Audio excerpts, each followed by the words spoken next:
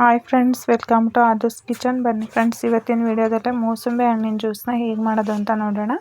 ಅದಕ್ಕಿಂತ ಮುಂಚೆ ನಮ್ಮ ಚಾನಲ್ಗೆ ಸಬ್ಸ್ಕ್ರೈಬ್ ಮಾಡಿರೋರೆಲ್ಲರಿಗೂ ಥ್ಯಾಂಕ್ಸ್. ಸಬ್ಸ್ಕ್ರೈಬ್ ಮಾಡಿದೆ ವಿಡಿಯೋನ ನೋಡ್ತಾ ಇದ್ದರೆ ಈಗಲೇ ಸಬ್ಸ್ಕ್ರೈಬ್ ಮಾಡ್ಕೊಳ್ಳಿ.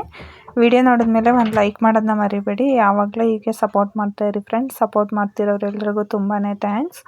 ಈಗ ಮೂಸಂಬಿ ಹಣ್ಣಿನ ಜ್ಯೂಸ್ನ ಹೇಗೆ ಮಾಡೋದು ಅಂತ ನಾನಿಲ್ಲಿ 4 ಮೂಸಂಬಿ ಹಣ್ಣನ್ನು ತೊಗೊಂಡಿದ್ದೀನಿ. ಅದನ್ನು ಕಟ್ ಮಾಡ್ಕೊಳ್ಳೋದು ತುಂಬಾ ಈಸಿ. ಕೆಲವರು ಬರೀ ಸಿಪ್ಪೆ ಅಷ್ಟೇ ತೆಗೆದುಬಿಟ್ಟು ಹಣ್ಣನ್ನು ಓಪನ್ ಮಾಡ್ಕೊಂಡು ಇದು ಮಾಡ್ತಾರೆ. ಅದು ತುಂಬಾ ಲೇಟ್ ಆಗುತ್ತೆ. ಸಿಪ್ಪೆನ ಬಿಡಿಸ್ಕೊಂಡು ಆಮೇಲೆ ಹಣ್ಣಿನ ಬೀಜ ಎಲ್ಲ ತೆಗೆದು ಹಾಕೊಳ್ಳೋದು ತುಂಬ ಟೈಮ್ ತೊಗೊಳುತ್ತೆ. ನೀವು ಈ ಥರ ಮಧ್ಯಕ್ಕೆ ಕಟ್ ಮಾಡ್ಕೊಂಡು ಒಂದು ಹಣ್ಣನ್ನು 4 ಭಾಗ ಆಗಿ ಮಾಡ್ಕೊಳ್ಳಿ. ನೋಡಿ, ಮಧ್ಯದಲ್ಲೇ ಬೀಜ ಇರುತ್ತೆ. ಬೀಜನ ನೀಟಾಗೆ ತೆಕ್ಕೊಂಬಿಡ್ಬೋದು. ನೀವು ಸಿಪ್ಪೆ ತೆಗ್ದು ಆಮೇಲೆ ಹಣ್ಣನ್ನು ಬಿಡಿಸಿ ಬೀಜ ಎಲ್ಲ ತೆಗ್ದು ಜ್ಯೂಸ್ ಮಾಡೋದು ತುಂಬ ಟೈಮ್ ತೊಗೊಳುತ್ತೆ. ಈ ಥರ ಮಾಡ್ಕೊಳ್ಳೋದ್ರಿಂದ ನೀವು ಬೇಗನೆ ಮೂಸಂಬಿ ಹಣ್ಣಿನ ಜ್ಯೂಸನ್ನ ಮಾಡ್ಬೋದು. ನೋಡಿ, ಮಿಡಲಲ್ಲಿ ಅಷ್ಟೇ ಬೀಜ ಇರುತ್ತಲ್ವ. ನೀವು ಈ ಥರ ಒಂದು ಮೂಸಂಬಿ ಹಣ್ಣಿನ 4 ಭಾಗ ಮಾಡ್ಕೊಂಬಿಟ್ರೆ ಮಧ್ಯದಲ್ಲಿ ಈ ಥರ ಬೀಜ ಇರುತ್ತೆ. ನೀಟಾಗೆ ತೆಕ್ಕೊಂಡು ಆಮೇಲೆ ಸಿಪ್ಪೆನ ನೋಡಿ, ಈ ಥರ ಸಿಪ್ಪೆನ ತೆಗೆದ್ಬಿಟ್ರೆ ಬೇಗನೆ ಬಂದುಬಿಡುತ್ತೆ. ನೀವೆಷ್ಟು ಜ್ಯೂಸ್ ಆದ್ರೂ ಬೇಗನೆ ಮಾಡಿಬಿಡ್ಬೋದು. ಮತ್ತು ಮಿಡಲಲ್ಲಿ ಹಂಗೆ ಅದು ಅಷ್ಟು ದಪ್ಪ ಹಾಕಿದ್ರೆ ನೀಟಾಗಿ ಮಿಕ್ಸಿನಲ್ಲಿ ಇದಾಗಲ್ಲ ಅಲ್ವಾ. ಸ್ವಲ್ಪ ಒಂದು 2-3 ತೊಳೆಯಷ್ಟು ಒಟ್ಟೊಟ್ಟಿಗೆ ಬಿಡಿಸಿ ಹಾಕ್ಕೊಳ್ಳಿ. ಮಿಡಲಲ್ಲಿ ಬೀಜ ಇದ್ರೂ ಕೂಡ ಗೊತ್ತಾಗುತ್ತೆ ನಿಮಗೆ. ಬೀಜ ಹಾಗೆ ಹಾಕ್ಬಿಟ್ರೆ ಜ್ಯೂಸ್ ಎಲ್ಲ ಕಹಿ ಅನಿಸುತ್ತೆ, ಕುಡಿಯೋಕ್ಕಾಗೋದಿಲ್ಲ. ಹಾಗಾಗಿ ನೀಟಾಗಿ ಬೀಜನ ತೆಗೆದು ಜ್ಯೂಸನ್ನ ಮಾಡ್ಕೋಬೇಕು. ಈ ರೀತಿ ನೀವು ಕಟ್ ಮಾಡ್ಕೊಳ್ಳೋದ್ರಿಂದ ಬೀಜನೂ ಕೂಡ ಬೇಗನೆ ತೆಕ್ಕೋಬೋದು, ಹಣ್ಣನ್ನು ಕೂಡ ಬೇಗನೆ ಬಿಡಿಸ್ಕೋಬೋದು.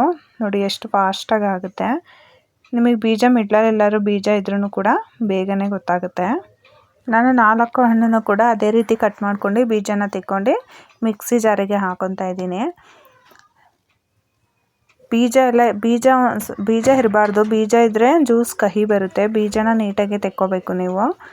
ಬೀಜನ ಈ ಥರ ತೆಕ್ಕೊಂಡು ಒಂದು ಮಿಕ್ಸಿ ಜಾರಿಗೆ ಹಾಕಿ ನಾನಿಲ್ಲಿ ಸ್ವಲ್ಪ ಸಕ್ಕರೆನ ಹಾಕೊತಾ ಇದ್ದೀನಿ. ನಿಮಗೆ ಸಕ್ಕರೆ ಬೇಡ ಅಂದರೆ ಬೆಲ್ಲ ಕೂಡ ಹಾಕೋಬೋದು ಜ್ಯೂಸಿಗೆ. ನಾನಿಲ್ಲಿ ಸಕ್ಕರೆನೇ ಹಾಕಿ ಮಾಡ್ತಾಯಿದ್ದೀನಿ. ನಾನಿಲ್ಲಿ ಒಂದು 3 ಸ್ಪೂನಷ್ಟು ಸಕ್ಕರೆನ ಹಾಕೊತಾ ಇದ್ದೀನಿ. ತುಂಬ ಹುಳಿ ಜಾಸ್ತಿ ಇದ್ದರೆ ನೀವು ಇನ್ನೊಂದು ಸ್ವಲ್ಪ ಸಕ್ಕರೆನ ಹಾಕೋಬೇಕಾಗುತ್ತೆ. ನಾನಿಲ್ಲಿ ಒಂಚೂರು ಪೆಪ್ಪರ್ ಪೌಡ್ರು ಮತ್ತು ಸ್ವಲ್ಪ ಉಪ್ಪನ್ನು ಸೇರಿಸ್ತಾ ಇದ್ದೀನಿ. ಸ್ವಲ್ಪ ನೀರನ್ನು ಹಾಕ್ಕೊಂಡು ರುಬ್ಕೊತಾ ಇದ್ದೀನಿ. ನೋಡಿ, ನೈಸ್ಗೆ ಒಂದು 5 ನಿಮಿಷ ನೀಟಾಗಿ ರುಬ್ಕೊಳ್ಳಿ. ನಾವು ಆ ಹಣ್ಣನ್ನೆಲ್ಲ ಉಂಡೆ ಹಾಕಿರ್ತೀವಲ್ಲ, ಅದೆಲ್ಲ ನೀಟಾಗಿ ರುಬ್ಬಬೇಕು. ಹಾಗಾಗಿ ಒಂದು 5 ನಿಮಿಷ ರುಬ್ಕೊಳ್ಳಿ. ಆಮೇಲೆ ಸ್ವಲ್ಪ ದೊಡ್ಡ ಕಣ್ಣಿನ ಜಾಲರಿನ ತೊಗೋಬೇಕು ನೀವು. ಜ್ಯೂಸ್ ಜಾಲರಿಗೆ ಹಾಕಿ ಈ ಥರ ಸ್ಪೂನಿಂದ ನೀಟಾಗಿ ತಿರುಗಿಸಿದ್ರೆ ರಸ ಎಲ್ಲ ನೀಟಾಗೆ ಬರುತ್ತೆ. ಮೇಲಿನ ಸಿಪ್ಪೆ ಎಲ್ಲ ಈ ಥರ ಜಾಲರಿನಲ್ಲೇ ಉಳ್ಕೊಳ್ಳುತ್ತೆ.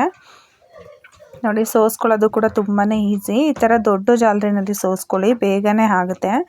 ನಾವು ಟೀ ಕುಡಿಯೋ ಕೆಲವರೆಲ್ಲ ಟೀ ಕುಡಿಯೋ ಜಾಲರಿನಲ್ಲಿ ಸೋಸ್ಕೊಳ್ಳೋಕೆ ಹೋದರೆ ಅದರಲ್ಲಿ ಬೇಗ ಆಗೋದಿಲ್ಲ. ಇದರಲ್ಲಿ ಸ್ವಲ್ಪ ತರಿ ಸಿಪ್ಪೆ ಜಾಸ್ತಿ ಇರೋದ್ರಿಂದ ಅದರಲ್ಲಿ ಬೇಗ ಬೀಳೋದಿಲ್ಲ ರಸ. ಈ ಥರ ಸ್ವಲ್ಪ ದೊಡ್ಡ ಜಾಲರಿನ ಇಟ್ಕೊಂಡು ಸೋಸ್ಕೊಳ್ಳಿ. ಈ ಥರ ಸ್ಪೂನಿಂದ ನೀಟಾಗಿ ತಿರುಗಿಸ್ಬಿಟ್ರೆ ರಸ ನೀಟಾಗಿ ಹಿಡ್ಕೊಳ್ಳುತ್ತೆ. ನೋಡಿ ಎಷ್ಟು ಬೇಗ ಆಗುತ್ತೆ. ಜ್ಯೂಸು ಕೂಡ ಆರೋಗ್ಯಕ್ಕೂ ಕೂಡ ತುಂಬಾ ಒಳ್ಳೆಯದು. ಹಣ್ಣನ್ನ ಹಾಗೆ ತಿಂದರೂ ಒಳ್ಳೆಯದು, ಇಲ್ಲ ಜ್ಯೂಸ್ ಆದರೂ ಮಾಡ್ಕೊಂಡು ಕುಡಿಬೋದು. ನೀವು ಸಕ್ಕರೆನೇ ಹಾಕೋಬೇಕು ಅಂತ ಏನಿಲ್ಲ, ಬೆಲ್ಲ ಕೂಡ ಹಾಕ್ಕೊಂಡು ಮಾಡ್ಕೋಬೋದು ಈ ಜ್ಯೂಸನ್ನ. ಈ ಥರ ನೀಟಾಗಿ ಸೋಸ್ಕೊಂಡು ಆ ಸಿಪ್ಪೆನ ಹಿಂಡಿ ರಸನ ತೆಕ್ಕೊಳ್ಳಿ ನೀಟಾಗಿ. ಇನ್ನೂ ಸ್ವಲ್ಪ ರಸ ಬರುತ್ತೆ. ನೀವು ನೀಟಾಗಿ ಈ ಥರ ಪ್ರೆಸ್ ಮಾಡಿ. ಮಕ್ಕಳಿಗೆಲ್ಲ ಜ್ಯೂಸನ್ನ ಮಾಡ್ಕೊಡೋದಾದರೆ ಆದಷ್ಟು ಬೆಲ್ಲದಿಂದನೇ ಮಾಡಿಕೊಡಿ, ಸಕ್ಕರೆನ ಹಾಕಬೇಡಿ. ಮಕ್ಕಳಿಗೆಲ್ಲ ಯಾರಿಗೂ ಸಕ್ಕರೆ ಒಳ್ಳೆಯದಲ್ಲ. ಆದಷ್ಟು ಬೆಲ್ಲನೇ ಯೂಸ್ ಮಾಡಿ. ನಾನಿವತ್ತು ಸಕ್ಕರೆನ ಹಾಕಿ ಮಾಡಿದ್ದೀನಿ. ನೋಡಿ ಎಷ್ಟು ಚೆನ್ನಾಗಿ ಬಂದಿದೆ. ಮತ್ತು ತುಂಬ ನೀರು ಕೂಡ ಹಾಕೋಬಾರ್ದು ಜ್ಯೂಸಿಗೆ, ಟೇಸ್ಟ್ ಇರೋದಿಲ್ಲ ಜ್ಯೂಸು. ಸ್ವಲ್ಪನೇ ನೀರು ಹಾಕ್ಕೊಂಡು ರುಬ್ಕೊಳ್ಳಿ. ನೀವು ಒಂದ್ಸಲ ಮೂಸಂಬಿ ಹಣ್ಣಿದ್ರೆ ಈ ಥರ ಜ್ಯೂಸನ್ನ ಟ್ರೈ ಮಾಡಿ. ಹೇಗಿತ್ತು ಅಂತ ಕಮೆಂಟ್ ಮಾಡಿ ತಿಳಿಸಿ. ವಿಡಿಯೋ ಇಷ್ಟ ಆಗಿದ್ರೆ ನಿಮ್ಮ ಫ್ಯಾಮಿಲಿ ಫ್ರೆಂಡ್ಸಿಗೂ ಕೂಡ ಶೇರ್ ಮಾಡಿ. Thank you for watching. ಈ ವಿಡಿಯೋ ನಿಮ್ಗೆ ಇಷ್ಟ ಆಗಿದ್ರೆ ಲೈಕ್ ಮಾಡಿ, ಶೇರ್ ಮಾಡಿ, ಸಬ್ಸ್ಕ್ರೈಬ್ ಮಾಡಿ, ಮತ್ತೆ ಬೆಲ್ ಹೊಡೆಯೋದನ್ನ ಮರಿಬೇಡಿ.